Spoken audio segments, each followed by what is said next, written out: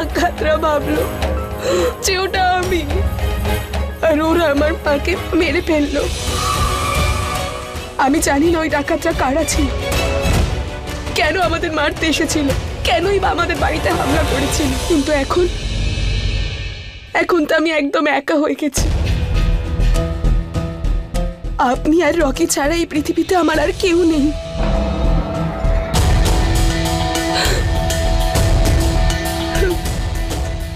তার মানে আমরা শিবানিয়াকেই দুবার মেরেছি, আর ওই বিয়ের পোশাক পরে নিজের মেয়েকে বাঁচিয়েছে।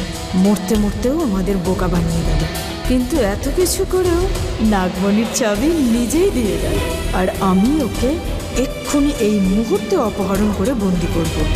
বাহ ইয়ামিনী বাহ, তোর প্ল্যান তো একেবারে রেডিমেড ফুল প্রুফ হয়ে গেল।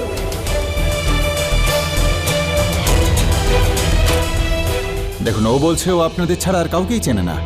যতক্ষণ পর্যন্ত আমরা জানতে না পারছি ডাকাতি কারা করেছে, আমাদের জিজ্ঞাসাবাদের জন্য যখনই একে দরকার পড়বে আমরা ওকে ডেকে পাঠাবো।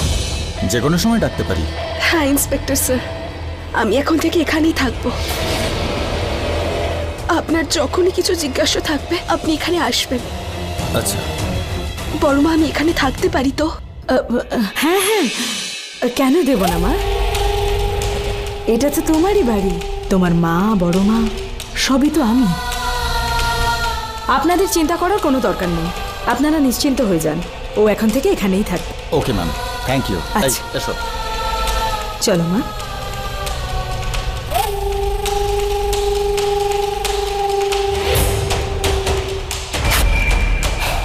আমি তো একে আটকে রাখতেও পারবো না। ওই পুলিশগুলো যখন ইচ্ছে চলে আসতে পারে এর সাথে দেখা করতে। এবার আমি কি করি? আমার নাগমণির চাবিকে তো হাতছাড়াও করতে পারবো না, কোনো মতেই না। ওই কালনাগিনী তো শুধু আমাদের নাগমণি অবধি নিয়ে যেতে পারবে, কিন্তু নাগমণি এই এনে দিতে পারবে। এবারে পাত্রকে ডাকুন।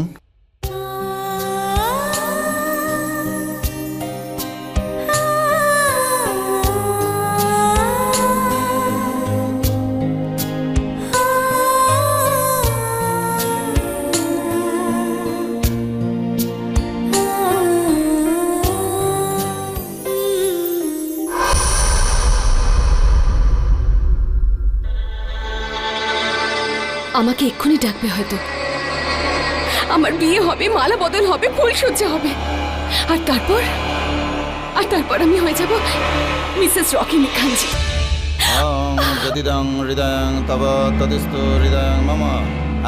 মন্ত্র পড়া শুরু হয়ে গেছে।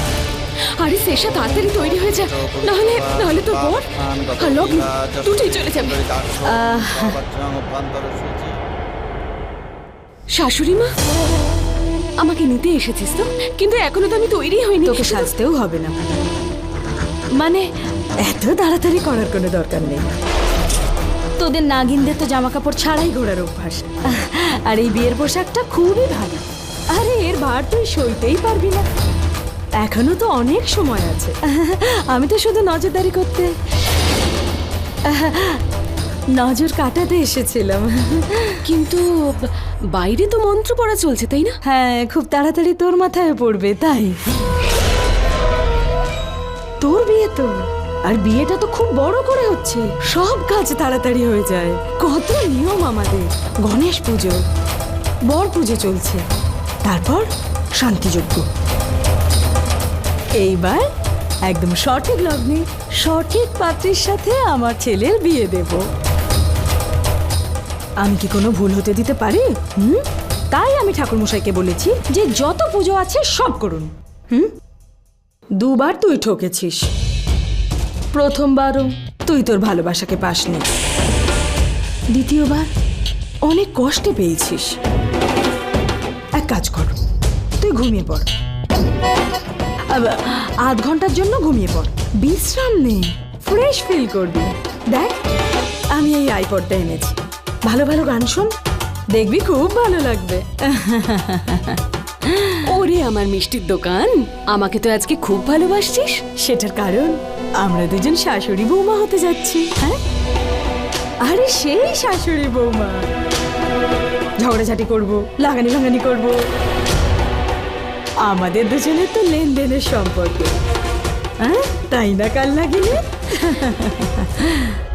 এটা কি করছিস? স্ত্রীকে দিতে যাচ্ছি। কোন স্ত্রী? স্ত্রী আয়রন আয়রন করিয়ে দিচ্ছি। দেখ কত ভাঁজ পড়েছে। ফটোতে ভালো লাগবে। তাই না? নিয়ে যা। হ্যাঁ, নিয়ে যা।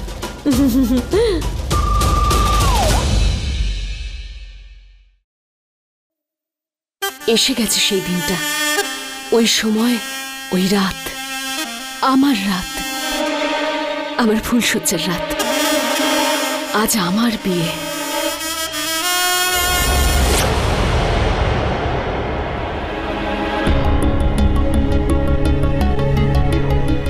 বড় মা, বাইরে সব কি হচ্ছে? কোন অনুষ্ঠান আছে নাকি? এভাবে সাজানো হয়েছে, এত আত্মীয় স্বজন। আজ রকির বিয়ে শিবাঙ্গী। না মা, তুমি ওকে ভুল বুঝো না। ও তো ভেবেছিল যে তুমি মরে গেছো, তারপর ও মরে গেল। মানে আধমরা হয়ে বেঁচেছিল। আমার শরীরটাও খুব খারাপ, খুব অসুস্থ। আমিও মরতে বসেছি। আমার একটাই শেষ ইচ্ছে ছিল যে আমি যেন রকির বিয়েটা দেখতে পাই। অনেক কষ্টে রাজি করিয়েছি ওকে ওই রুচিকার সাথে বিয়ে দেওয়ার জন্য। কিন্তু এখন তুমি এসে গেছো, রুচিকা নিজে থেকেই সরে যাবে। রকি ওর ভালোবাসা পাবে, আর আমি তাতেই খুশি, কারণ রকির সুখী আমার সুখ। তুমি ঠিক সময় এসেছো, সঠিক মুহূর্তে এসেছো। আমার রকির জন্য এসেছো। মানে বলতে চাইছি যে তোমার রকির জন্য এসেছো। চলো এবার তাহলে রকিকে বিয়েটা করিয়ে ফেলো। বড় মা, রকির সাথে একবার কথা বলে নিলে। না মা, না, সব গন্ডগোল হয়ে যাবে। মানে সব গন্ডগোল ঠিক করতে হবে তো আমায়। এই বিয়ের পোশাকটা পরে নাও, আর বিয়ের কনের সাজে রকি যখন তোমাকে দেখবে আর ওর মুখে যে হাসি ফুটে উঠবে, সেই হাসিও তো দেখতে চাই আমি। আমি না ওকে সারপ্রাইজ দেব। নাও তাড়াতাড়ি কনে সেজে নিচে এসো। রকিকে ভালোবাসো তো? ওকে সুখী করার জন্য আমার বৌমা হয়ে আমাদের বাড়িটা আলো করো। ঠিক আছে বড় মা, যেমন আপনি বলবেন। আমার মিষ্টি বৌমা। নাও এবার তাড়াতাড়ি এটা পরে নাও, কিন্তু হ্যাঁ, ঘুমটায় মুখটা ঢেকে নিও। ওই যে বললাম সারপ্রাইজ।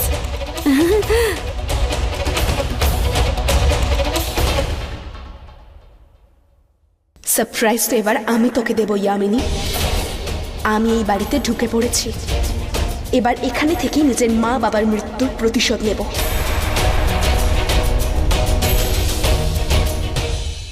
নম প্রজাপতি ঋষি। নিন, এবার মেয়েকে ডাকুন।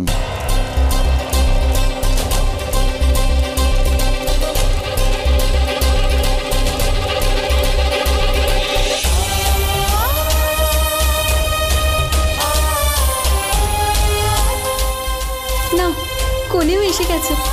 বড় মা নিজে নিয়ে আসছেন। আরে কি যে সুন্দর লাগছে দেখতে। বসো মা।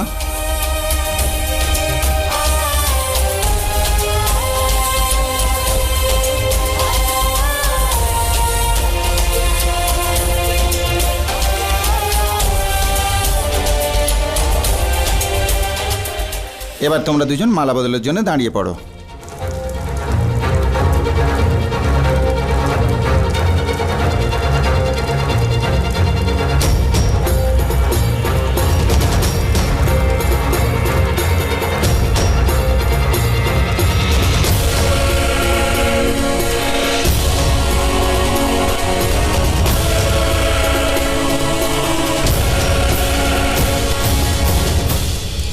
এবার হাতে হাত রাখার জন্য পাত্র তার ডান হাতটা বাড়িয়ে দেবে, আর পাত্রী তার ডান হাত বরের হাতের উপর রাখবে।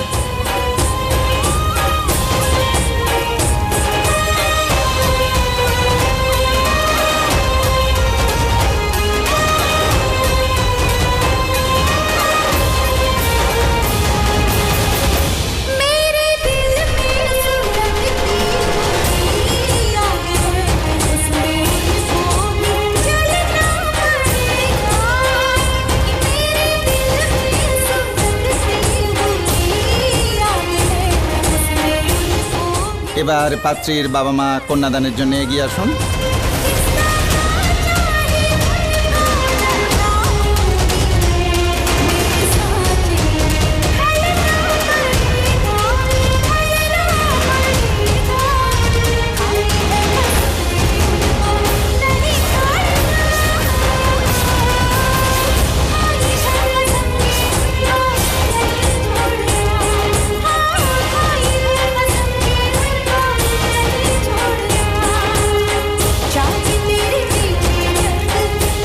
এবার তোমরা 7 পাকের জন্য দাঁড়িয়ে পড়ো।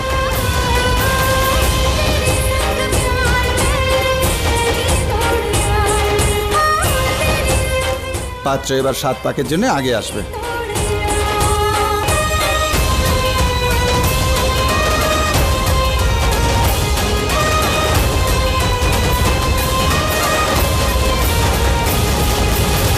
প্রথম পাকের প্রথম প্রতিজ্ঞা, আমার স্বামী একজন খুনি। এবার প্রেমের কাহিনী পরিণত হবে প্রতিশোধের গল্পে। আমার স্মৃতি সিঁদুর নয়, রক্ত দিয়ে রাঙাবো। পতিদেবকে মহাদেবের কাছে পাঠিয়ে দেব।